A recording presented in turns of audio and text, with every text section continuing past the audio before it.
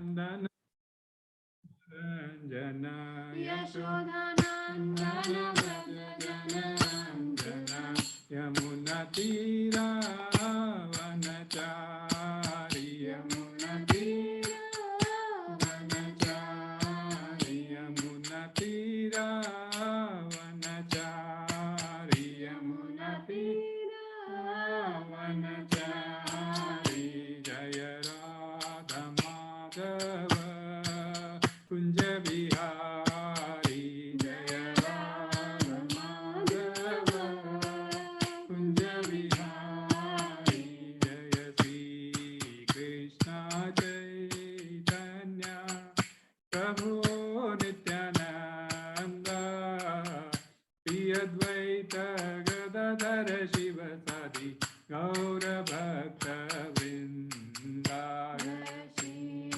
कृष्ण चैतन्य प्रभु नित्यानंद श्री अद्वैत गदाधर शिव सादि गौर भक्त वृंदा हरे कृष्णा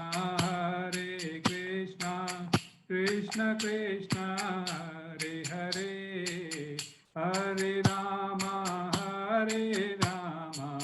राम राम हरे हरे हरे कृष्णा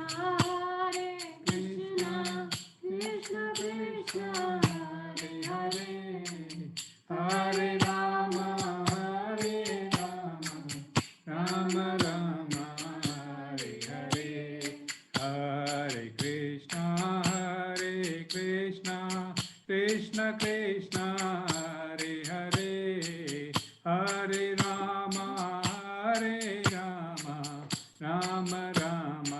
हरे हरे हरे कृष्ण कृष्ण कृष्ण हरे हरे हरे राम राम राम हरे हरे हरे कृष्ण कृष्ण कृष्ण हरे हरे हरे राम राम राम हरे हरे हरे कृष्ण कृष्ण कृष्ण हरे हरे हरे राम राम राम हरे हरे कृष्ण कृष्ण कृष्ण हरे हरे हरे राम राम राम हरे हरे हरे कृष्ण कृष्ण कृष्ण हरे हरे राम राम राम हरे हरे कृष्ण कृष्ण कृष्ण हरे तो हरे हरे राम राम राम हरे हरे हरे कृष्ण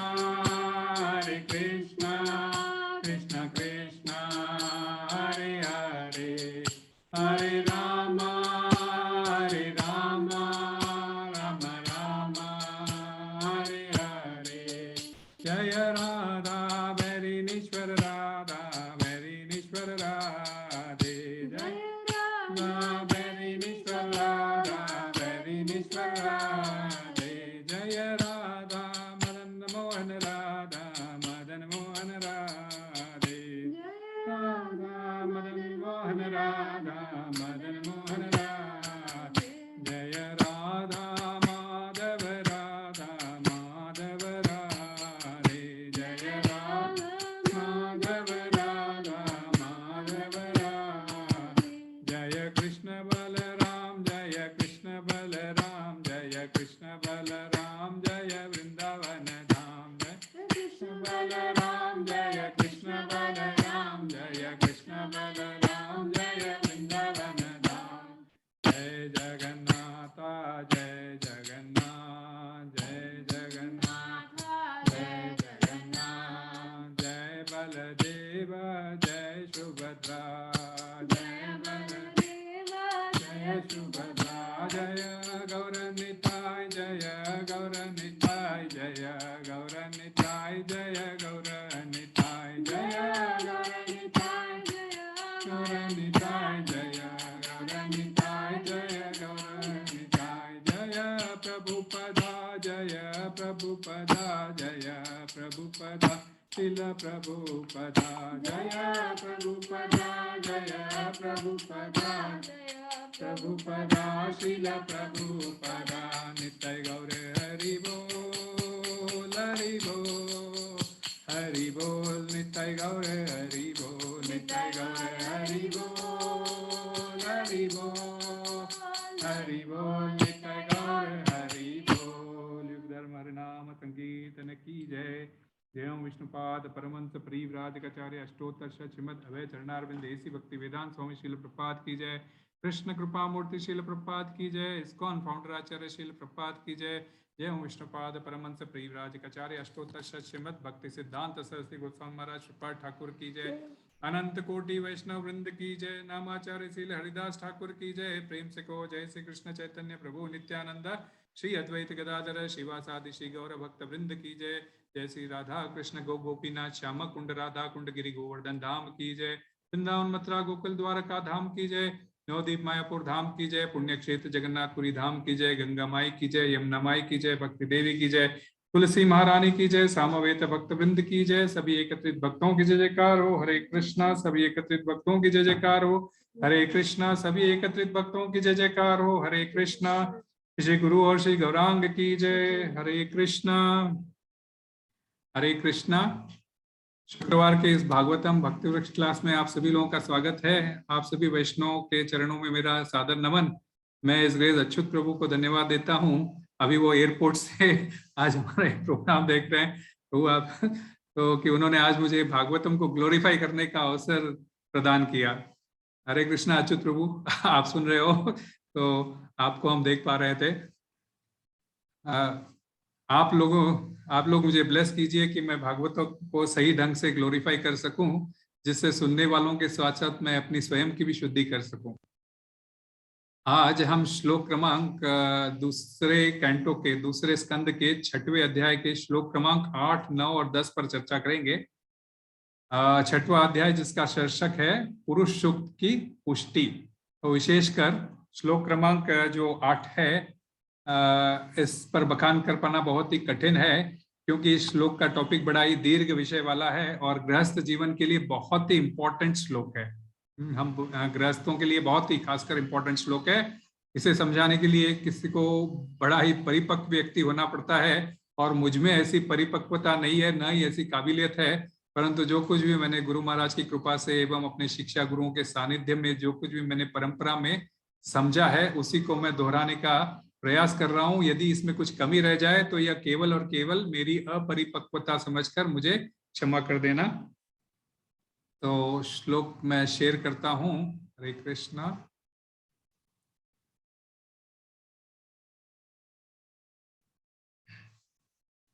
ओम नमो भगवते वासुदेवाय। ओम नमो भगवते वासुदेवाय। ओम नमो भगवते वासुदेवाय। नारायणं नमस्कृत्यं नरं चैव नरोत्तमं देवीं सरस्वतीं व्यासं ततो जयमुदीरये। नष्टप्रायेषु भद्रेषु नित्यं भागवत सेवया भगवती उत्तम श्लोकैर्भक्तिर्भवति नैष्ठिकीम्। कृष्णाय वासुदेवाय देवकी नंदनाय च नंदगोपकुमाराय गोविंदाय नमो नमः। गोविंदाय नमो नमः। गोविंदाय नमो नमः। स्कंद 2 अध्याय 6 श्लोक क्रमांक 8। अपां वीर्यस्य सर्गस्य पर्जन्यस्य प्रजापते पुंस शिष्ण उपस्थस्तु प्रजात्यानंद निवृते। अपां वीरस्य सर्गस्य पर्जन्यस्य प्रजापते पुंस शिष्ण उपस्थस्तु प्रजात्यानंद निवृते। कोई एक प्रभु लेना चाहेंगे?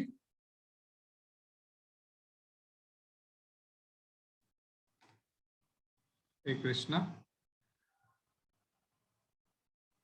अपां वीर्यस्य सर्गस्य पर्जन्यस्य प्रजापते पुंस शिष्ण उपस्थस्तु प्रजात्यानंद निवृते। अनुवाद तात्पर्य भाई ऐसी भक्ति वेदांत स्वामी श्रील प्रभुपाद के द्वारा। श्रील प्रभुपाद की जय। भगवान के जननांगों के जल, वीर्य, सृष्टि, वर्षा तथा प्रजापतियों का जन्म होता है। उनके जननांग उस आनंद के कारण स्वरूप है जिससे जनन के कष्ट का प्रतिकार किया जा सकता है। तात्पर्य पढ़ता हूं, जरा ध्यान से सुनिए। जननांग तथा जनन का सुख पारिवारिक भार के कष्टों को संतुलित करता रहता है। यदि भगवत कृपा से जननांगों के ऊपर एक आनंद प्रदायक वस्तु का आवरण न हो तो जनन क्रिया बंद हो जाए। यह वस्तु इतना प्रखर आनंद प्रदान करती है कि इससे पारिवारिक भार का कष्ट भूल जाता है। पुरुष इस आनंददायक वस्तु से इतना मोहित हो जाता है कि वह एक ही संतान को जन्म देकर संतुष्ट नहीं होता, अपितु संतानों की संख्या बढ़ाता रहता है और इस आनंददायक वस्तु के कारण ही उनके पालन पोषण में कठिनाई उठाने की झंझट अपने सिर पर ले लेता है। किंतु यह आनंददायक वस्तु मिथ्या नहीं होती, क्योंकि यह भगवान के दिव्य शरीर से निकलती है। दूसरे शब्दों में आनंद प्रदायक वस्तु वास्तविकता है, लेकिन भौतिक संसर्ग के कारण इसमें भौतिक कल्मश ग्रहण कर लिया है। भौतिक जगत में भौतिक संसर्ग के कारण विषयी जीवन अनेक दुखों के कारण बनता है। अतएव भौतिक जगत में ऐसे जीवन को आवश्यकता से अधिक प्रोत्साहन नहीं देना चाहिए।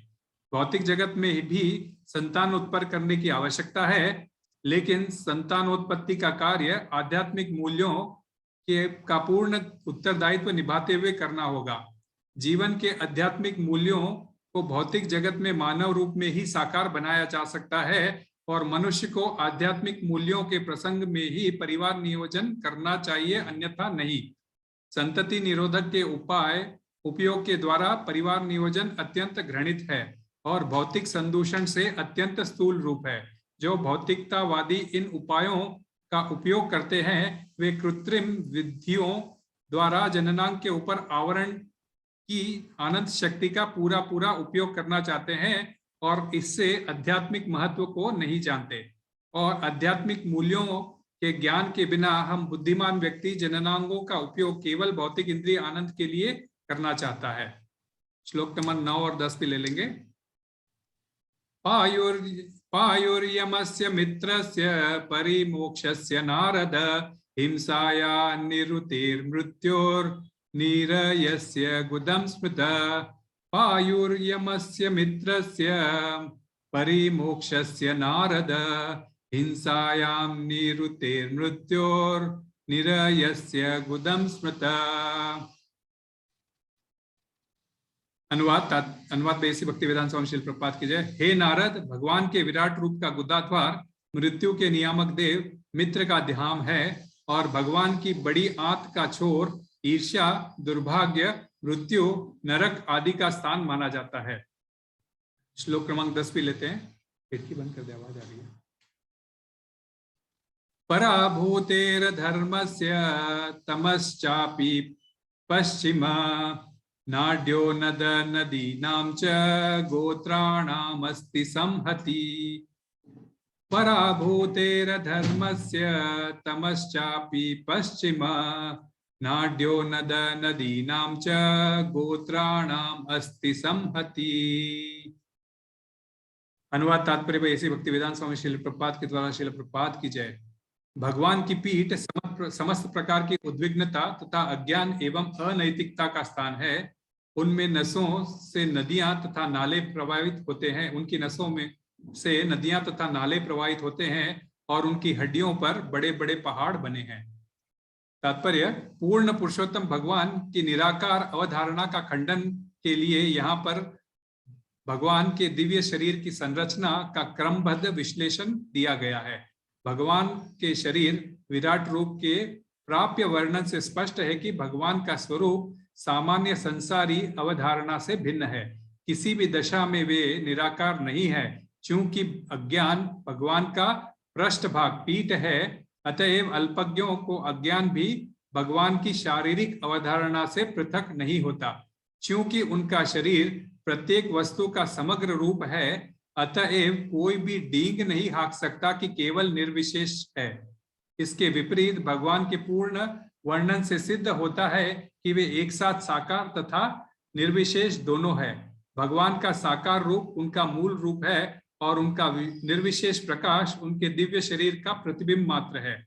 जो लोग सामने से भगवान का दर्शन करने का अवसर पाते हैं वे ही भगवान के साकार रूप का साक्षात्कार कर सकते हैं, किंतु जो कुंठित है और इसीलिए भगवान के अज्ञान पक्ष की ओर रखे जाते हैं अथवा जो भगवान के दर्शन पीछे की ओर से करते हैं वे उनके निर्विशेष रूप का ही साक्षात्कार कर सकते हैं। श्रील प्रभुपाद की जय। हरिओम तत्सत। ओम अज्ञानतिमिरान्धस्य ज्ञानाञ्जनशलाकया चक्षुरुन्मिलितं येन तस्मै श्रीगुरुवे नमः। श्रीचैतन्यमनोभीष्टं स्थापितं येन भूतले स्वयं रूप कदा मह्यं ददाति स्वपदान्तिकं। वन्देऽहं श्रीगुरुं श्रीयुतपदकमलं श्रीगुरुं वैष्णवांश्च श्रीरूपं साग्रजातं सहगणा रघुनाथान्वितं तं सजीवं साद्वैतं सावधूतं परिजनसंहितं कृष्णचैतन्यदेवं श्री राधा कृष्ण पादान् सहगणा ललितां श्री विशाखान्वितांश्च। हे कृष्णा करुणा सिंधो दीनबंधो जगत्पते गोपेश गोपिका कांत राधा कांत नमोस्तुते। तप्त कांचन गौरांगी राधे वृंदावनेश्वरी वृषभानुसुते देवी प्रणमामि हरिप्रिये। वाञ्छा कल्पतरुभ्यश्च कृपा सिन्धुभ्य एव च पतितानां पावनेभ्यो वैष्णवेभ्यो नमो नमः। जय श्री कृष्ण चैतन्य प्रभु नित्यानंद श्री अद्वैत गदाधर श्रीवासादि गौर भक्त वृंदा। हरे कृष्णा कृष्णा कृष्णा हरे हरे हरे राम राम राम हरे हरे। हरे कृष्णा। पुनः आप सभी भक्तों का स्वागत है। स्कंद 2 अध्याय 6 श्लोक क्रमांक 8 से 10 पर हम चर्चा करेंगे। 8वां श्लोक कुछ इस प्रकार है। अपाम वीर्यस्य सर्गस्य पर्जन्यस्य प्रजापते पुंस शिष्ण उपस्थस्तु प्रजात्यानंद निवृते। भगवान के जननांगों से जल वीर्य सृजन करता अव्यय वर्षा तथा प्रजापतियों का जन्म होता है। उनके जननांग उस आनंद के कारण स्वरूप है जिससे जनन के कष्ट का प्रतिकार किया जा सकता है। तो प्रसंग कुछ इस प्रकार चल रहा है। सुखदेव गोस्वामी परीक्षित महाराज से के प्रश्नों का उत्तर दे रहे हैं और उत्तर देते हुए वे ब्रह्मा जी के उत्तर को कोट कर रहे हैं। जो प्रश्न परीक्षित महाराज ने पूछे थे वही प्रश्न नारद मुनि ने ब्रह्मा जी से पूछे थे और ब्रह्मा जी नारद मुनि को उत्तर दे रहे हैं। और इस 6वें अध्याय में ब्रह्मा जी भगवान के विराट रूप के बारे में वर्णन कर रहे हैं। भगवान के विराट रूप में ही संपूर्ण सृष्टि समाहित है। कोई भी निर्माण का भाग या क्रिएशन का भाग भगवान के शरीर से अलग नहीं है, यह एक बात है। और दूसरी बात यह भी है कि भगवान का शरीर परम पवित्र है। पवित्रम परमम भगवान अर्जुन कहता है भगवत गीता में। फिर इस जगत में जो कुछ भी हमें गंदगी देखने मिलती है वह निश्चित ही भगवान के सृष्टि निर्माण से तो आ रही है, परंतु इस प्रकृति के संसर्ग में आने से भौतिक कलुषण के कारण दोषपूरित हो जाती है। भौतिक प्रकृति के संसर्ग में आने से दोषपूरित हो जाती है और अपवित्र कहलाती है। तो सूत्र यह है कि भगवान के शरीर का प्रत्येक अंग पवित्र है और हमारे शरीर के कुछ अंग अपवित्र हो सकते हैं। तो भगवान का अंग प्रत्येक अंग पवित्र है। पवित्रम परमम भगवान। तो उनके शरीर से जो भी चीज निकलती है वह शुद्ध रूप में होती है और शुद्ध रूप से निकलती है।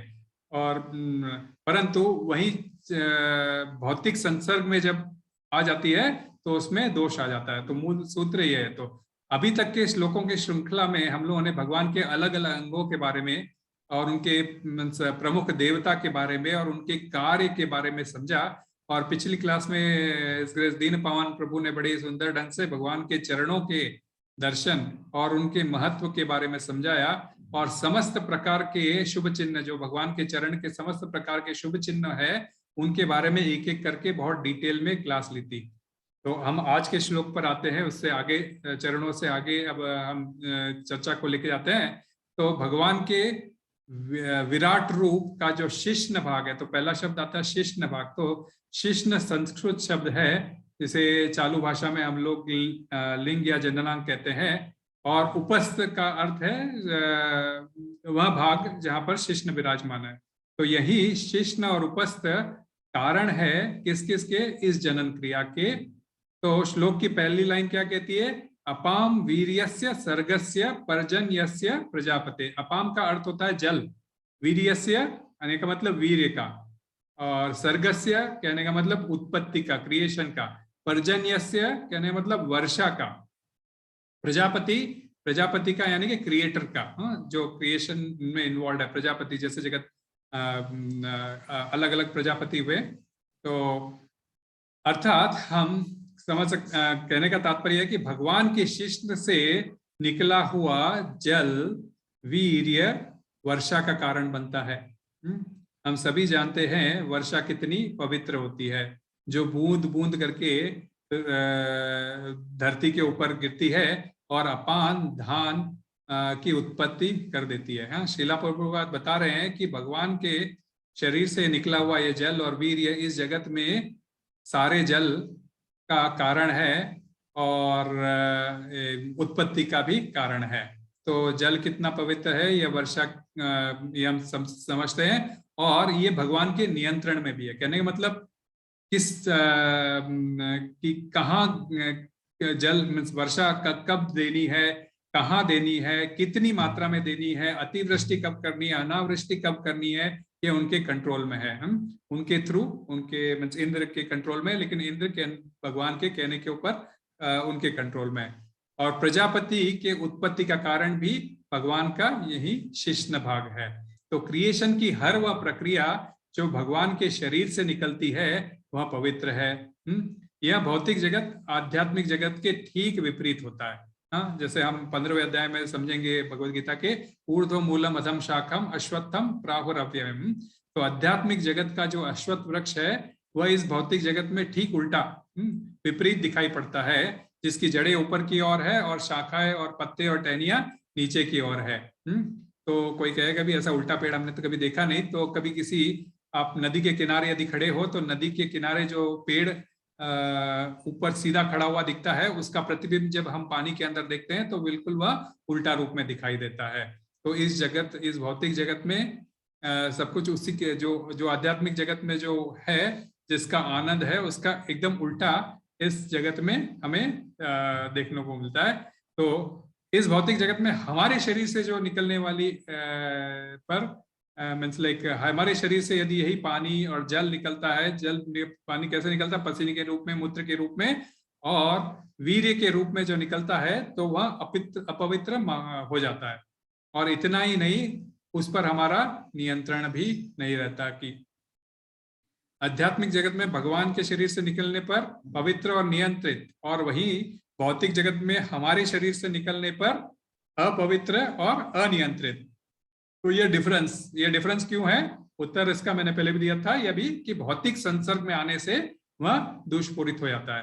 तो जैसे ही भौतिक संसर्ग में आता है तो तीनों गुणों के प्रभाव में आने से वह दोषपूरित हो जाता है। तो यदि वही वीर्य हमारे शरीर के भीतर यदि रहे तो हमारे लिए पुष्टता और आध्यात्मिक चेतना का कारण बनता है, और निकल जाने पर अपवित्र हो जाता है।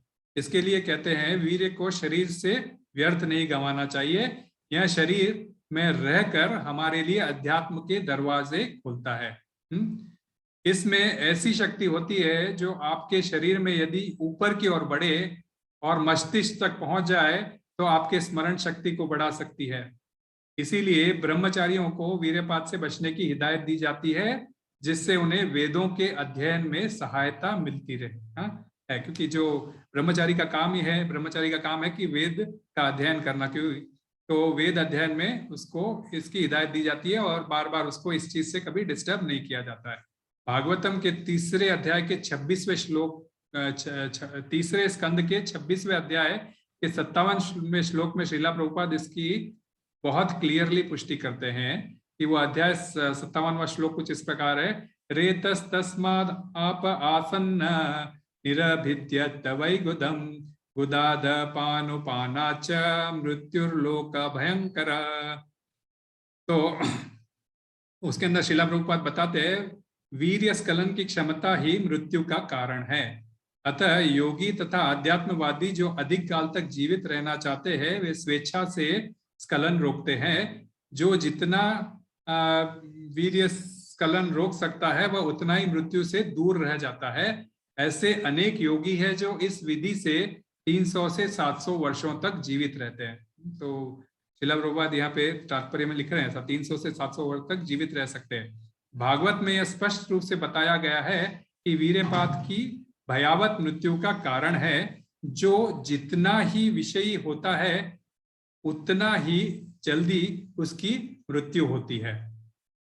तो भागवतम बड़ा क्लियर है कि इस वीर्यपात के विषय में, यहाँ तक कि योग सूत्र भी यही बात कहते हैं। वे लोग भी इस बात को मेडिटेशन के ढंग से समझाते हैं। उनके अनुसार शरीर में शक्ति के 7 चक्र होते हैं। मूलाधार से सहस्त्रनाभ शक्ति को धीरे धीरे जननांग से मस्तिष्क तक ले जाने की क्रिया, जहां से मोक्ष का मार्ग सुदृढ़ हो जाता है।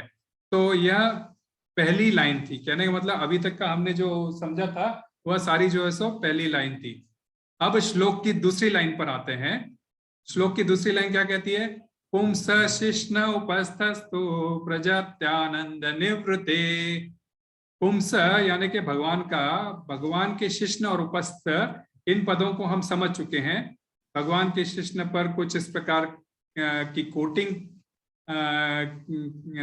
भगवान के शिष्ण पर कुछ इस प्रकार का कोटिंग किया गया है जिससे जन्म देने की क्रिया पर एक अलग आनंद प्राप्त होता है। प्रजातीय आनंद, यहाँ जो पद यूज हुआ है प्रजातीय आनंद, तो एक अलग प्रकार का आनंद प्राप्त होता है। यह वही आनंद है जिसकी वजह से जीव विषयी जीवन में संभोग का आनंद लेते हैं और सहवास करते हैं। बच्चे जिनको होते हैं, तो ब्रह्मा जी ने नियम बना दिया था कि स्त्री पुरुष के सहवास से ही प्रजा उत्पन्न होगी। तब उन्होंने आनंद का उसके ऊपर एक कोटिंग सा मिला दिया था जिससे जीव के मन में लोभ उत्पन्न हो और उस लोभ के चलते वह संतान उत्पन्न करने के लिए प्रेरित हो। तो श्रीला प्रभुपाद इस तात्पर्य की शुरुआत ही कुछ इस स्ट्रॉन्ग तरीके से करते हैं। एक एक शब्द इसके अंदर हमारे गृहस्थ जीवन के लिए बहुत ही इंपॉर्टेंट मैसेज है। तो पहली लाइन क्या बोलते हैं श्रीला प्रभुपाद? जननांग तथा जनन का सुख पारिवारिक भार का कष्टों को संतुलित करता है। यदि भगवत कृपा से जननांगों के ऊपर आनंद प्रदायक वस्तु का आवरण न होता तो मनुष्य जनन क्रिया ही बंद कर देता। तो पारिवारिक भार मतलब परिवार का सही ढंग से पालन पोषण करना, बच्चों को स्कूल भेजना, बच्चों की बड़े करते हुए उनकी सारी रिक्वायरमेंट्स पूरी करना। तो कोई व्यक्ति परिवार का भार उठाना चाहता है, कोई व्यक्ति नहीं उठाना चाहता है। और नहीं उठाना चाहता हो और सिर्फ इंद्रिय तृप्ति का आनंद उठाना चाहता हो तो ये बिल्कुल गलत है। शास्त्र में इसे साफ साफ बताया गया है। बताया ही क्या, इनफैक्ट शास्त्र में शर्त रखी गई है कि यदि तुम गृहस्थ बनकर इस सुख को भोगना चाहते हो तो पारिवारिक भार भी तुम्हें उठाना ही होगा। ऐसा नहीं चलेगा कि मुझे सिर्फ अपनी इंद्रिय तृप्ति के लिए सुख भोगना है और पारिवारिक भार उठाने के लिए मैं रेडी नहीं हूं, ऐसा नहीं चलेगा। ये शर्त रखी गई है, आपको ये करना ही होगा, पारिवारिक भार उठाना ही होगा। तो शास्त्रों की शर्त है, इसे मंजूर करनी होगी, तभी सही मायने में आप आनंद उठा पाओगे। यह शरीर तो बहुत ही अशुद्ध है, बना किस किस का है? हाड़ का, मांस का, मलमूत्र का, रक्त का इत्यादि का, परंतु इस पर कवरिंग दी गई है। कवरिंग किसकी दी गई है? आवरण दिया गया है, किसका? आनंद का। यदि यह आनंद का आवरण नहीं दिया गया होता तो मनुष्य जनन क्रिया ही बंद कर देता। जीव इस पारिवारिक भार को नहीं उठाता। जैसे पशु पक्षी है जिनमें मनुष्यों के भांति चेतना की कमी होती है और वे सिर्फ इस आनंद के कारण सहवास में लाभ उठाते हैं और पारिवारिक भार पर कोई अधिक ध्यान नहीं देते। उनका इंटेलिजेंस कमजोर होता है, 4 चीजों में इन्वॉल्व होते हो, ईटिंग, स्लीपिंग, मेटिंग, डिफेंडिंग। मनुष्य इन 4 चीजों से आगे सोचना चाहिए। यदि वह भी इन सिर्फ 4 कार्यों में लगा रहता है तो वह भी एक 2 पैरों का पशु है। तो पशु पक्षी भार तो उठाते हैं परंतु कितना सीमित तौर पर। कब तक? जब तक उनका शिशु या पशु पक्षी का जो जब तक उनका बच्चा अपने पैरों पर खड़े न हो जाए या शिकार करने लायक न हो जाए या अपना भोजन स्वयं का प्रबंध न कर सके, बस तब तक। उसके बाद उनमें कोई संबंध नहीं रह जाता। चिड़िया, कुत्ते, बिल्ली हम देखते हैं जब तक ये अपने बच्चों का ध्यान रखते हैं, जब तक वे सक्षम न हो जाए, उसके बाद वे उनकी तरफ अन्य साथियों जैसा ही बर्ताव करने लगते हैं और आगे चलकर उनसे वे सहवास का भी आनंद उठाते हैं। तो इतने उनमें कॉन्शियसनेस की कमी होती है। तो इस प्रकार की सृष्टि की इस प्रकार जो सारे सृष्टि की वृद्धि होती है, यदि आनंद नहीं होता तो शायद जनन क्रिया बंद हो जाती है। तो प्रभुपाद इसलिए तात्पर्य में लिखते हैं, तो आनंद इसीलिए बनाया गया है जिससे सृष्टि आगे चल सके, वरना ब्रह्मा जी के लिए तो बहुत बड़ी भारी विपत्ति आ गई थी। उनको चिंता हो गई थी क्योंकि उन्होंने अपने शरीर से कुछ पुत्र उत्पन्न किए थे, मन से 4 कुमारों को जन्म दिया, सनक, सनंदन, सनातन और सनत कुमार, और उनको आदेश दिया भी जाओ तुम सृष्टि जनन का कार्य संभालो। परंतु वे चारों कुमार इतने शुद्ध थे कि वे आध्यात्मिक मार्ग पर निकल जाना चाहते थे, इसीलिए ब्रह्मा जी की आज्ञा न मानकर तपस्या के लिए निकल गए। तो ब्रह्मा जी को बड़ा क्रोध आया और क्रोध के चलते उनके भ्रुकुटी के बीच में से एक बालक निकल आया जिसका नाम उन्होंने रुद्र रखा। तो रुद्र के भगवान ने 11 नाम दिए और उनसे कहा कि आप सृष्टि का निर्माण करो। अब रुद्र तमोगुणी सृष्टि में लग गए। रुद्र हम सभी जानते हैं शिव जी, तो अब वे तमोगुणी सृष्टि में लग गए। भूत, पिशाच, बिच्छू, सांप, सारे विनाशकारी तत्व पैदा कर रहे थे। तब ब्रह्मा जी ने उनको रिक्वेस्ट करके कहा, शिव जी, हे रुद्र, आप रोक दीजिए, आप सृष्टि का काम यहाँ पे रोक दीजिए और आप तपस्या में लग जाइए, क्योंकि ऐसी सृष्टि तो विनाश के समय या प्रलय काल के समय काम आती है, अभी तो क्रिएशन भी पूरी तरह से नहीं हुआ। अब इसके बाद उन्होंने अपने शरीर के दाहिने भाग से मनु को उत्पन्न किया और वाम भाग से शत्रुपा को उत्पन्न किया और उनको आज्ञा दी कि तुम सृष्टि करो। साथ ही साथ नियम भी बनाया कि स्त्री और पुरुष के सहवास से ही संतान की उत्पत्ति होगी। यही नियम तभी से लागू हो गया और मनु और शत्रुपा से संतान उत्पत्ति की क्रिया प्रारंभ हुई। तो सभी प्रकार के मनुष्य क्या, पशु पक्षी क्या, सभी प्रकार के जीव स्त्री और पुरुष के सहवास से ही सृष्टि उत्पन्न कर सकते हैं। इसीलिए इस शिश्न के ऊपर आनंद का आवरण दिया गया है, तो यह पॉसिबल हुआ, अदरवाइज शायद कोई इंटरेस्टेड नहीं होता। इतना ही नहीं, प्रभुपाद आगे यह भी बताते हैं कि आनंद की अनुभूति से पारिवारिक भार के कष्ट को भूल जाते हैं जीव, स्पेशली मनुष्य।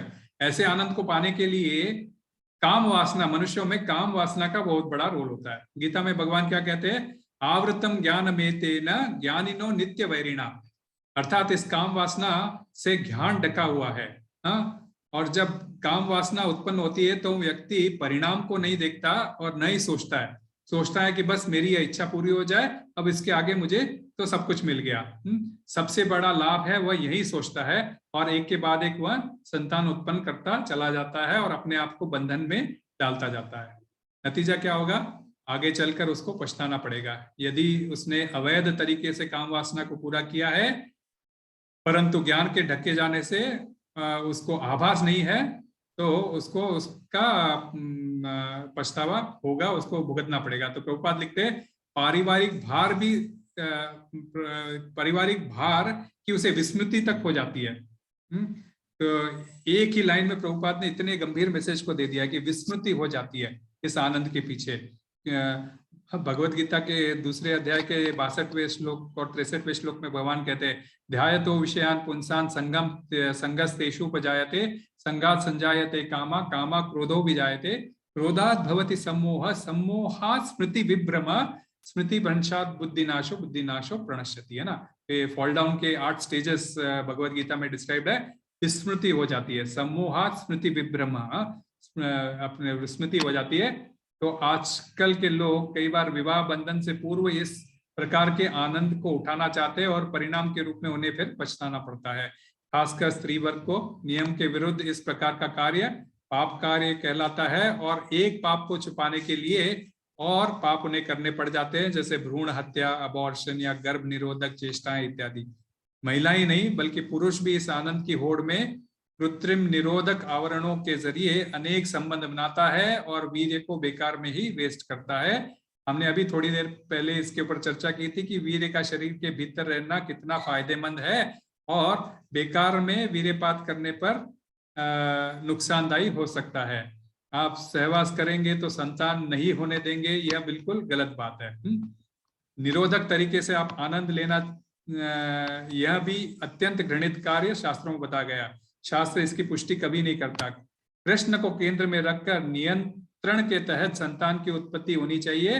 गर्भाधान संस्कार जरूरी है। जो कृष्ण चींटी से हाथी तक के लिए भोजन का प्रबंध कर रखे हैं, बड़े बड़े हाथी अफ्रीका में ऐसे ही घूमते हैं, नॉर्थ ईस्ट के जंगलों में ऐसे ही घूमते हैं, छोटी सी चींटी से लाके हाथी तक के जीव के लिए उन्होंने भोजन का प्रबंध कर रखा है, तो क्या वह आपके संतान को भोजन नहीं देंगे? देंगे, किंतु हमें वह श्रद्धा और विश्वास की कमी है। भगवान के शरीर से यह उत्पत्ति का कार्य आनंद के रूप में होता है, परंतु हमारे शरीर में या भौतिकता के चलते ये दोषपूर्ण हो जाता है। यही संस्पर्श जगह होगा दुख योनय एवते। भौतिक स्पर्श के चलते यह सुख ही दूसरे दुख को जन्म देता है। आद्यंतवंत कौन्तेय न तेषु रमते बुधा। एक बिंदु पर शुरू होता है और दूसरे बिंदु पर समाप्त हो जाता है। इसीलिए बुद्धिमान व्यक्ति वे इसमें कभी भी नहीं रमते। कहने का तात्पर्य है कि यह सुख मिथ्या नहीं है, यह सुख है तो सही, मिथ्या नहीं है, परंतु टेम्पररी है। भगवान सच्चिदानंद विग्रह है, उनके शरीर में सभी प्रकार के सुख परमानेंट है, कोई दुख उत्पन्न करने वाली चीज नहीं है, परंतु हमारे शरीर में दुख योनय एवते, दुख ही दुख है। टेम्पररी सुख भी नए दुख को जन्म दे देता है ना। अभी गर्मी बहुत है, हम एसी लगा देते हैं, एसी से हमको फिर ठंडी लगती है, हम चादर ओढ़ के सो जाते हैं, तो एक सुख दूसरे दुख को जन्म दे देता है। भगवान के शरीर से निकलने वाला वीर्य वर्षा के रूप में जब गिरता है तो बिल्कुल शुद्ध रहता है, परंतु जैसे ही इस धरती के संसर्ग में आता है तो धूल दूषित हो जाता है, अपवित्र हो जाता है। तो ये भौतिक संसर्ग का कमाल है। और हम सब इस भौतिक संसर्ग में रहते हैं, इस भौतिक प्रकृति से आदान प्रदान करते रहते हैं, तो हमारा हृदय मन कितना दूषित है आप समझ सकते हैं। तो मुख्य बात यह है कि वीर्य के रूप में सुख तो भगवान से ही आ रहा है, परंतु भौतिकता में काम वासना का रूप लेकर दूषित हो जाता है। इसीलिए प्रभुपाद तात्पर्य में एक और बात लिखते हैं बहुत इंपॉर्टेंट, कि ऐसे सुखमय जीवन की आवश्यकता से अधिक प्रोत्साहन देना नहीं चाहिए। ऐसे सुखमय जीवन को आवश्यकता से अधिक प्रोत्साहन हमें नहीं देना चाहिए, अर्थात संतान उत्पत्ति को ही इंगित कर रहे हैं। आवश्यकता से अधिक प्रोत्साहन नहीं देना चाहिए। क्यों? क्योंकि धर्मो विरुद्ध भूतेषु कामोस्मि भरतर्षभ। भगवद गीता के 7वें अध्याय में 11वें श्लोक में भगवान कहते हैं, जो काम स्त्री पुरुष का आकर्षण है वही धर्म के अनुसार हो, धर्म के विरुद्ध ना हो। धर्मो विरुद्ध भूतेषु कामोस्मि भरतर्षभ, धर्म के विरुद्ध ना हो। धर्म के आकर्षण में किए गए कार्य हमें बंधन में नहीं डालते। जैसे विवाह संस्कार में बंध कर गर्भाधान संस्कार के जरिए आप कृष्णा कॉन्शियस संतान उत्पन्न कर सकते हो, यह उत्पत्ति धर्म का कार्य है। भगवान को बीच में रखकर किया गया कार्य धार्मिक हो जाता है, अन्यथा नहीं। और धार्मिक कार्य का परिणाम क्या है? मोक्ष द्वारम अपावृतम। भगवद गीता में भगवान वही कहते हैं, वापस मुक्ति के द्वार खुल जाते हैं। परंतु विडंबना क्या है? देखो, हम सभी जानते हैं कि आजकल बस इसी प्रकार की भ्रांति फैलाई जा रही है कि स्त्री को आकर्षण का केंद्र बनाकर और पुरुष को कामुकता का केंद्र बनाकर विभिन्न एडवर्टाइजमेंट के जरिए, लेख के जरिए यही बात बार बार दोहराई जा रही है कि असली आनंद तो यही है, आपका असली चरम सुख तो यही है, जबकि यह एक बहुत बड़ा बंधन है। एक स्त्री और पुरुष के ऐसे बंधन में इतनी आसक्ति होती है जितना किसी भी दूसरे में संबंध में नहीं होती, और यही आसक्ति जीवन का बहुत बड़ा बंधन है। यह प्रत्येक व्यक्ति को बहुत क्लियरली समझना चाहिए। इस प्रकार का बंधन सभ्यता की उन्नति नहीं बल्कि दुर्गति करवाता है। इसीलिए आवश्यकता है कि अधिक प्रोत्साहन हमें नहीं देना चाहिए। संतान उत्पत्ति का लक्ष्य होना चाहिए, परंतु आध्यात्मिक मूल्यों पर। ये भी प्रभुपाद लिखते हैं, आध्यात्मिक मूल्यों को नष्ट करते हुए संतान उत्पत्ति नहीं करनी चाहिए। और मूल्य अर्थ क्या है? मूल्य है वही रूल्स एंड रेगुलेशंस के तहत नियंत्रित तरीके से ही संतान की उत्पत्ति होनी चाहिए, अनियंत्रित तरीके से कदापि नहीं। यही कारण है हमारे हरे कृष्ण आंदोलन में हमारे 4 रेगुलेशंस में से वन ऑफ द रेगुलेशंस है अन्य स्त्री से, पत्नी के बाहर किसी अन्य स्त्री से संबंध वर्जित रखा गया है। पशु पक्षियों पर भी यह रूल लागू होता है, परंतु पक्षियों पर यह रूल लागू नहीं होता है, परंतु मनुष्य जीवन पर तो यह पूर्ण तरह से लागू होता है, और ब्रह्मा जी ने इसकी शर्त रख दी थी। तो निष्कर्ष यह निकलता है कि किसी भी तो निष्कर्ष यह निकलता है कि भगवान के शरीर से निकला हुआ ये जल वीर्य, ये जो सो वर्षा के रूप में गिरता है और इस धरती पर क्या समूचे ब्रह्मांड में जल की पूर्ति करता है, हाँ? और इतनी मात्रा में जल भगवान का पसीना और वीर्य, तो हम इस जल में जीवन की उत्पत्ति होती है। आपको स्लोगन तो याद होगा ना, जल ही जीवन है, कभी कभी हम लोग पढ़ते थे, हाँ, जल ही जीवन है। इवन कहते हैं कि हमारा शरीर भी 70% जल है और इसी जल के स्रोत में और कोई इस सारे जल के स्रोत और कोई नहीं, स्वयं भगवान है। हमारे शरीर में भी जल और वीर्य का जो सोर्स है वह भगवान है। वह इस श्लोक के थ्रू हमें पुष्टि होती है। तथाकथित साइंटिस्ट हमारे, जो भगवान को नहीं मानते, ईश्वर चेतना से विहीन आविष्कार में लगे रहते हैं और कहते हैं कि जहां जल कहाँ से आया भाई, 2 हाइड्रोजन के अणु और 1 ऑक्सीजन के अणु को मिला दो तो जल बन जाता है। ये उनका कथन है। H2O हम जिसे कहते हैं ना, H2O, 2 हाइड्रोजन और ऑक्सीजन का कण मिला दो तो जल बन जाता है। तो हम लोगों ने भी साइंस में स्कूल में ये पढ़ा था, इस इक्वेशंस को हमने काफी कुछ अपने जीवन में पढ़ा था, पर क्या कोई बना पाया है अभी तक? वर्षा का जब अभाव होता है, क्या हम हाइड्रोजन और ऑक्सीजन को भूल जाते हैं? कि इन दोनों के 2 अणु और 1 अणु को मिलाकर किसी ने इतना जल बना सकते हो? कोई बना के तो दिखा दे भाई। मन मर्जी से कुछ भी कह सकते हैं ऐसे साइंटिस्ट है। तो श्रीला प्रभुपाद ने तो श्रीमद् भागवतम के 8वें स्कंद में एक रेफरेंस आया था, 8वें स्कंद में 5वें अध्याय के 33वें श्लोक में तात्पर्य में बहुत क्लियरली साफ साफ शब्दों में लिखते हैं कि ये साइंटिस्ट के H2O के कथन के ऊपर कि क्या लिखते हैं वे। श्लोक 33वां श्लोक कुछ इस प्रकार है, सिद्ध्यंति जीवन चित वर्धमाना लोका यतोथा अखिल लोकपाला प्रसीदताम न स महाविभूति। 3 लाइन का इस प्रकार का श्लोक है। उसमें प्रभुपाद लिखते हैं, सारा विराट जगत जल से निकला हुआ है और जल ही कारण है, सारे जीव इसमें स्थित है, जल ही कारण है। तो प्रभुपाद भी लिखते हैं कि जल ही जीवन है, ठीक है। जीवित रहते तथा विकसित होते हैं सारे जीव इसी जल के अंदर। यह जल भगवान के वीर्य के अतिरिक्त और कुछ नहीं है, अतएव इतनी महान शक्ति वाले भगवान पर हम प्रसन्न हो। ये तात्पर्य उसका, ये अनुवाद है। तात्पर्य में श्रीला प्रभुपाद लिखते हैं, तथाकथित विज्ञानियों के सिद्धांत के बावजूद इस पृथ्वी लोक पर तथा अन्य लोकों पर जल की विपुल मात्रा की सृष्टि हाइड्रोजन तथा ऑक्सीजन के मिश्रण से नहीं होती है। प्रत्युत जल को कभी कभी भगवान का पसीना तथा कभी कभी वीर्य कहा जाता है। जल से ही सारे जीवन प्रकट होते हैं और जल से ही वे जीवित रहते हैं तथा बढ़ते हैं। यदि जल न होता तो सारा जीवन समाप्त हो जाता। जल हरेक के जीवन का स्रोत है, अतएव भगवत कृपा से हमें सारे विश्व में इतना सारा जो जल उपलब्ध है, यह भगवत कृपा ही है, इसलिए हमें भगवान को धन्यवाद देना चाहिए। हाँ, ये सिर्फ और सिर्फ भगवान की वजह से है, तथाकथित साइंटिस्टों के शोध से नहीं है। इसके अलावा उपदेशामृत का एक श्लोक है, जहां पहला ही श्लोक जिसमें 6 प्रकार के वेगों को कंट्रोल करने की बात कही गई है। वाचो वेगम, मनसा क्रोध वेगम, जीवा वेगम, उदर उपस्थ वेगम।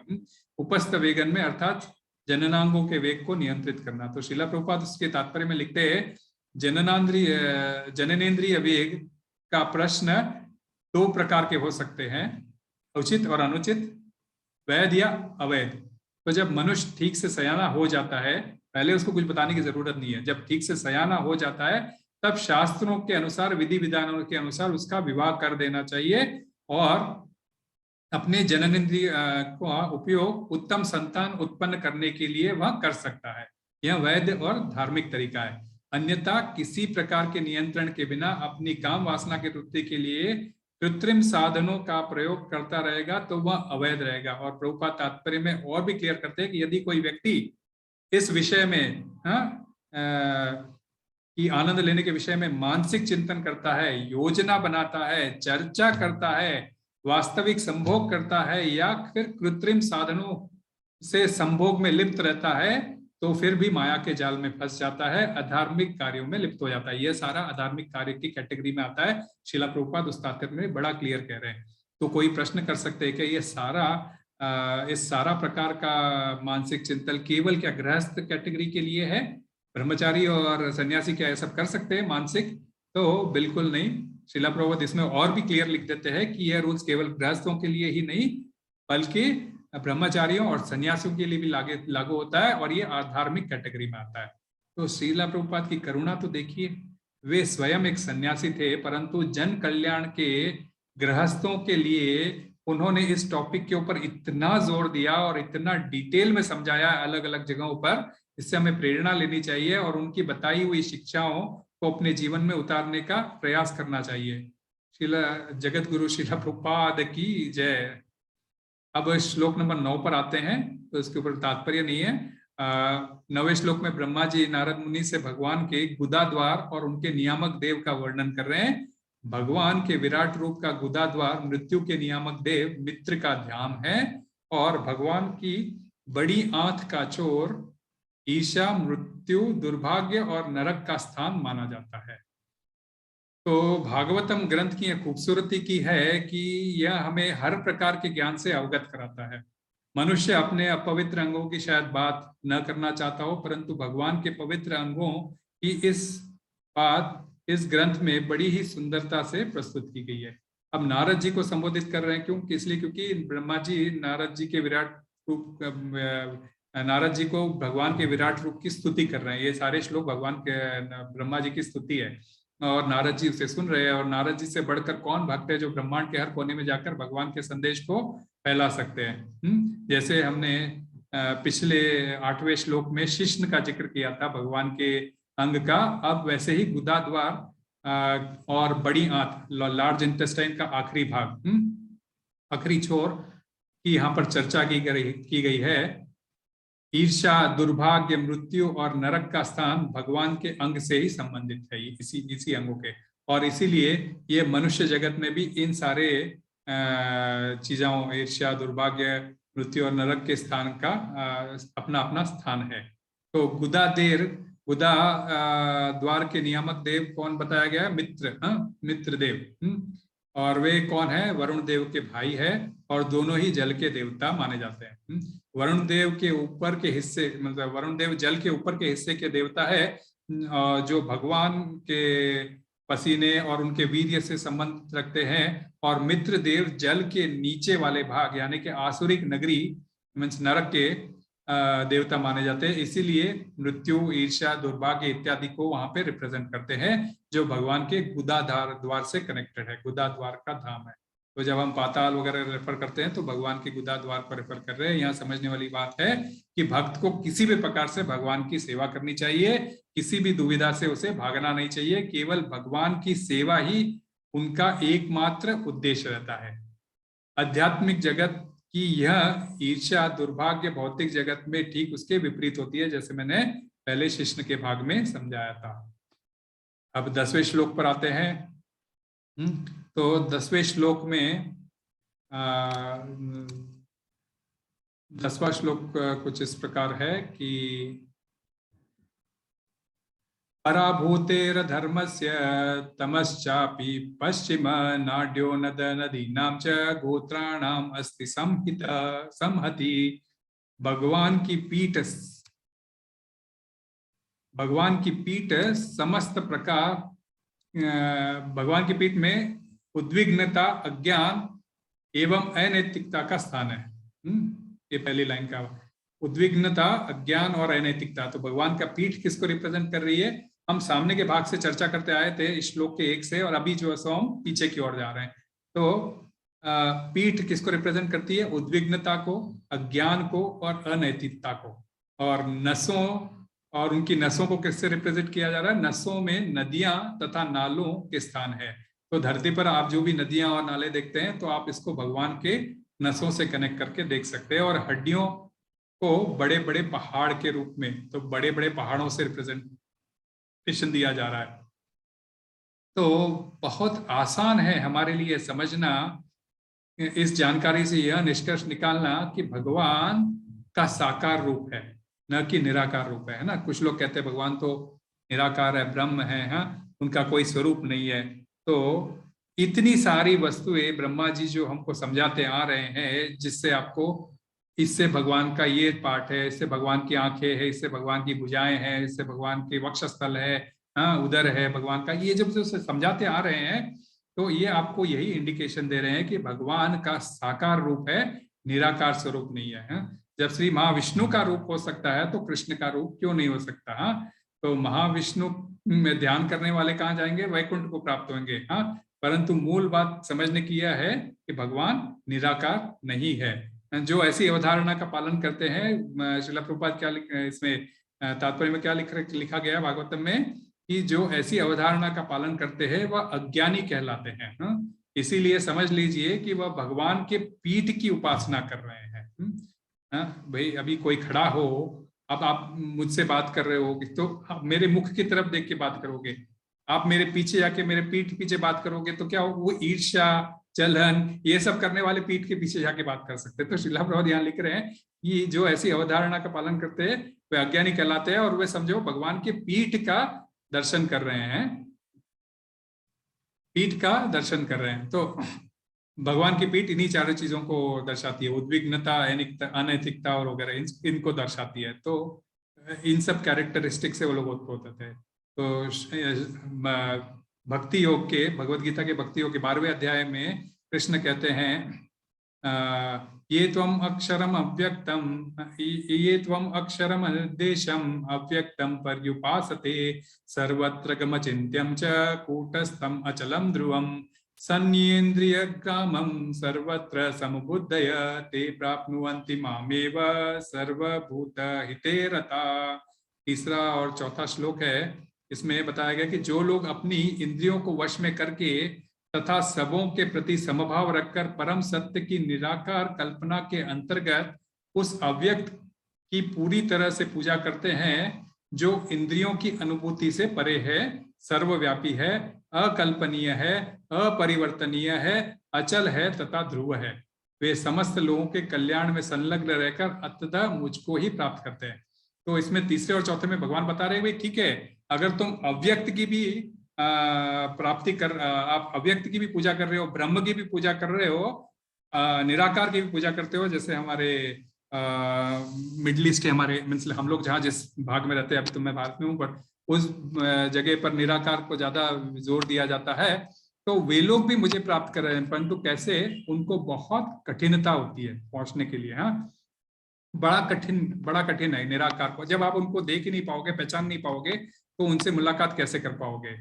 तो बात यह सत्य है कि भगवान साकार रूप में भी पाए जा सकते हैं और निराकार रूप में भी, निर्विशेष रूप में भी पाए जाते हैं, परंतु ठोस जो परम सत्य जो बात है वह समझने वाली बात है कि भगवान का स्वरूप है और वे निर्विशेष नहीं है। इनफैक्ट उनके शरीर से जो प्रकाश निकलता है वह जो है सो ब्रह्म ज्योति के रूप में निर्विशेष या ब्रह्म ज्योति कहलाती है, जो निराकार का स्वरूप को रिप्रेजेंट करती है।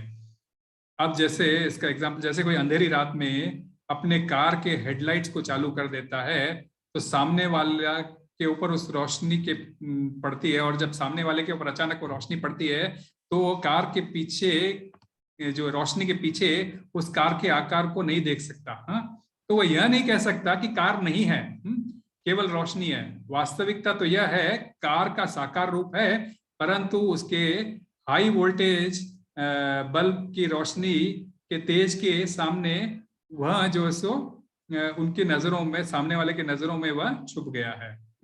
दूसरा उदाहरण, आप मुझे ही देख पा रहे हो। हाँ, मैं तो अभी भारत में हैदराबाद में बैठा हूँ, इस लैपटॉप के माध्यम से आप मुझे देख पा रहे हो। हाँ, ऊपर से इंटरनेट की शक्ति से यह संभव हो पा रहा है, परंतु कोई कह सकता है कि भाई मैं आपके लैपटॉप को नहीं देख पा रहा हूँ, तो इसका मतलब क्या है? मेरा लैपटॉप नहीं है। लैपटॉप तो है, जिसके लैपटॉप है और माध्यम भी है इंटरनेट, तभी आप मुझे देख पा रहे हैं या मुझे सुन पा रहे हैं। आज ये कथा मैं हैदराबाद में बैठे बैठे बहरीन के लिए कर पा रहा हूँ। तो ठीक उसी प्रकार समझने वाली बात है कि भगवान का साकार रूप है, और पुरुष सूक्त की स्तुतियां जो 1 से लाके हम अभी तक करते आए और 17 तक करते रहेंगे आगे, हाँ, इसी बात की पुष्टि करती है कि भगवान के अंग की कांति, जिसको हम ब्रह्म ज्योति कहते हैं, उन साकार भगवान को ढक देती है, जो निराकार निर्विशेष ब्रह्म की प्रतीक है। अब जो लोग इतनी बात नहीं समझते हैं, तो समझ लो कि उनकी बुद्धि इतनी विकसित नहीं हुई है। कि वे इस बात को समझ सके। तो समझ नहीं पाते भाई, मैं जब आपके साथ बात कर रहा हूँ तो मेरे सामने लैपटॉप है या मोबाइल है, ज्यादा से ज्यादा तो मोबाइल है जिसके थ्रू मैं बात कर पा रहा हूँ। तो जो बात इतना भी नहीं, अरे भाई ये कैसे हैदराबाद में बैठे बैठे बात कर सकता है, यदि कोई ये समझता है तो समझ लो कि उसकी बुद्धि इतनी विकसित नहीं हुई है और यह उनकी अज्ञानता है। लेकिन जो बुद्धिमान है वो इस चीज को आसानी से समझ लेता है। जैसे लैपटॉप है, इंटरनेट के माध्यम से आप मुझे पहुंच पा रहे हो, वैसे ही भगवान के अंग की कांति के आगे उनके साकार रूप तक पहुंचा जा सकता है, ये बुद्धिमान लोग समझ जाते हैं। तो मायावादी इस चीज को कभी भी नहीं समझते, इसीलिए तात्पर्य में श्रीला प्रभुपाद लिखते हैं कि वे कुंठित है।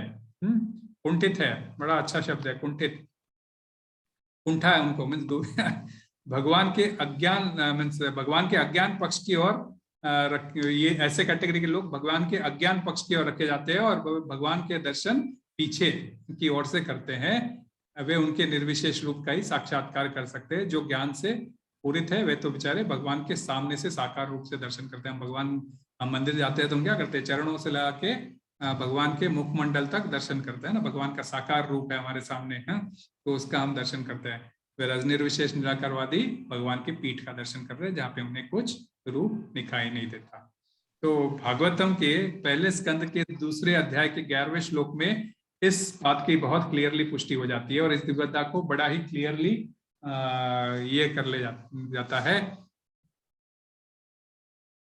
वदंती तत्त्वविदस् तत्त्वं विज्ञानमद्वयम् ब्रह्मेति परमात्मेति भगवान इति शब्दयते। हाँ, तो ये पहले स्कंद के दूसरे अध्याय का 11वां श्लोक है। इसका तात्पर्य कुछ इस प्रकार, अनुवाद कुछ इस प्रकार है। परम सत्य को जानने वाले विद्वान अध्यात्मवादी, जिसको हम तत्वविद कहते हैं, इस अद्वय ब्रह्म तत्व को ब्रह्म, परमात्मा और भगवान के नाम से पुकारते हैं। तो 3 कैटेगरीज है। तो रियलाइजेशन आपको 3 तरीके से हो सकता है, ब्रह्म, परमात्मा और भगवान। तात्पर्य में श्रीला प्रभुपाद लिखते हैं, परम सत्य ज्ञाता तथा ज्ञेय दोनों है और इसमें कोई गुणात्मक भेद नहीं है। अतः ब्रह्म, परमात्मा और भगवान गुणात्मक रूप से एक ही है।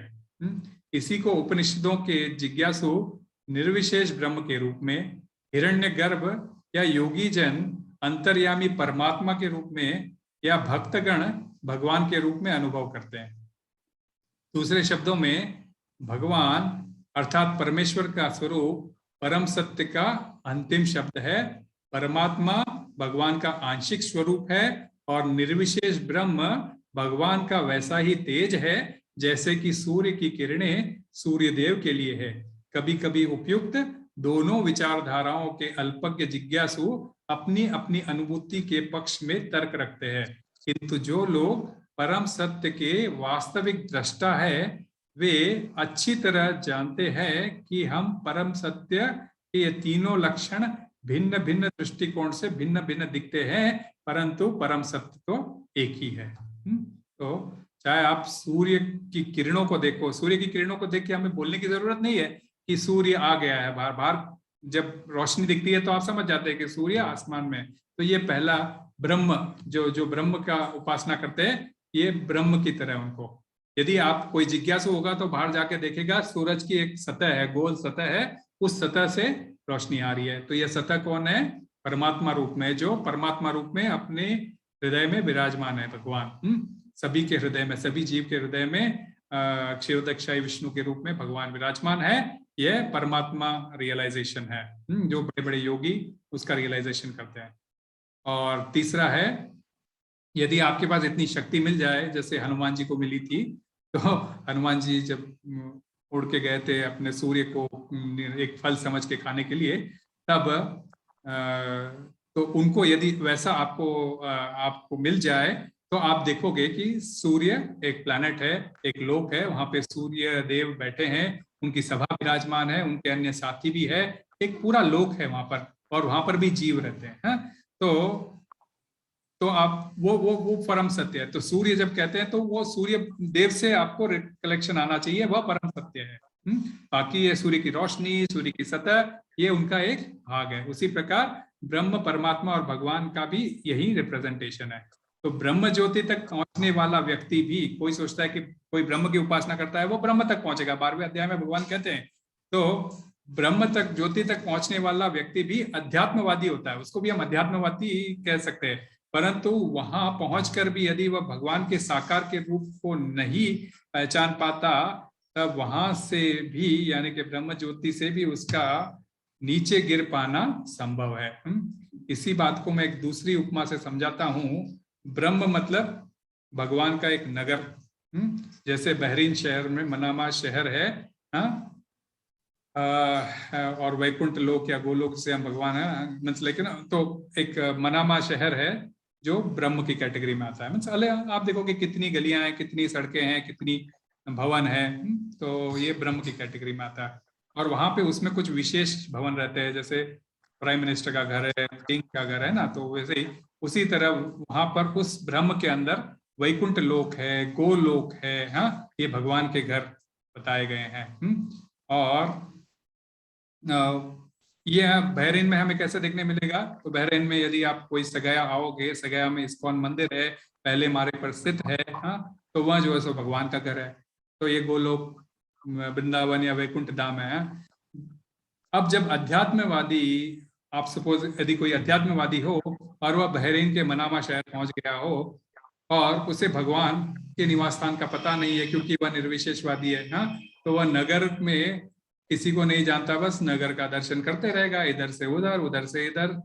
और यदि आप इधर उधर किसी को मिलते हो और आपको सही गाइड करने वाला यदि कोई ना मिले, और कि भगवान का घर है यहाँ पर सगया में या फिर मनामा में कृष्ण मंदिर है, हाँ, उनका पर्सनल घर है, यदि आपको सही गाइड करने वाला नहीं मिले, जैसे राधा भैरनेश्वर का धाम है, और आप घर के बाहर, तो आप मतलब क्या होगा, यदि कहीं आपको गाइड करने वाला नहीं तो आप क्या करोगे, पूरा नगर घूमते रहोगे ना, अपना काम पे जाओगे, नगर घूमोगे, सो जाओगे, फ्राइडे की छुट्टी है, आधा दिन सोने में घुमाओगे, फिर खाना खाओगे, फिर शाम में घूमने निकल जाओगे, फिर आके सो जाओगे।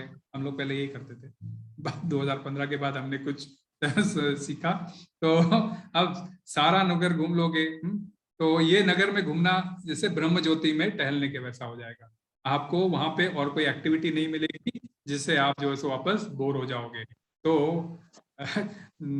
परिस्थिति कुछ ऐसी थी, मैंने बताया हमारी भी। तो और गलती से यदि वहां पे कोई मायावादी आपको मिल जाए, हाँ, और वहां बहरीन के आपको जो है सो बहरीन घुमाते घुमाते जूफेर की गलियों में माया के दर्शन करवा दे, तो फिर समझ लो आपका तो पतन हो गया, हाँ, पतन तो निश्चित है। और ठीक विपरीत यदि कोई आपको कोई भक्त मिल गया और उसने आपको इस्कॉन का पता बता दिया या फिर ऐसे भक्ति वृक्ष से जोड़ दिया, जैसे आप अभी शुक्रवार या शनिवार जैसे ऐसे आप लोग भक्ति वृक्ष से जुड़े हो, तो तब क्या होगा, भगवान के बारे में आप समझने लगोगे और उनको साकार रूप में आप दर्शन कर पाओगे और कर पाओगे, या फिर करने के लिए आप लालायित हो जाओगे, और हर संभव है कि आप शायद कर भी पाओगे दर्शन, हाँ। तो जिससे भी आपका मीन्स क्या होगा, आपका बेड़ा पार हो सकता है, आपको आपका मुक्ति का मार्ग खुल सकता है, हाँ? यही डिफरेंस है, भगवान को निर्विशेष रूप में पूजा करना और कर आप निर्विशेष रूप में आप पूजा कर आप अज्ञानी कहलाओगे, और परिणाम होगा आपके साथ में उद्विग्नता, अज्ञानता और अनैतिकता भरी रहेगी, आप दिन भर सोओगे, टाइम वेस्ट करोगे, और साकार रूप में आप भगवान को पाकर धन्य हो जाओगे। हर सुबह भागवतम का क्लास होता है, सुनोगे, मंदिर में जाकर शाम में भगवत गीता के क्लास होते हैं, आरती होती है, दर्शन करोगे, जाओगे और अपना समय भगवान के साथ बिताओगे, तो आप धन्य हो जाओगे, ज्ञानी कहलाओगे और आपका जीवन सुधर जाएगा। तो यही आज के 3 श्लोकों का मुख्य सार है। मैंने सोचा मेरे तरफ से जितना मैं समझ सकता हूँ मैं समझाता हूँ, बाकी हमारे साथ सीनियर्स है जो इसके ऊपर थोड़ा गाइड कर सकते हैं। मैं अपनी वाणी को यही विराम देता हूँ। श्रील प्रभुपाद की जय, गुरुदेव महाराज की जय। हरे कृष्णा। हरे कृष्णा। प्रभु, किसी को कोई दुविधा हो या किसी को कोई शंका हो, यदि मैं जहाँ तक समझ सकता हूँ समझाने की कोशिश करूंगा, अन्यथा मैं यहाँ पर देख रहा हूँ कुछ हमारे सीनियर भक्त हैं, तो वे इसमें मेरी मदद कर सकते हैं। हरे कृष्णा।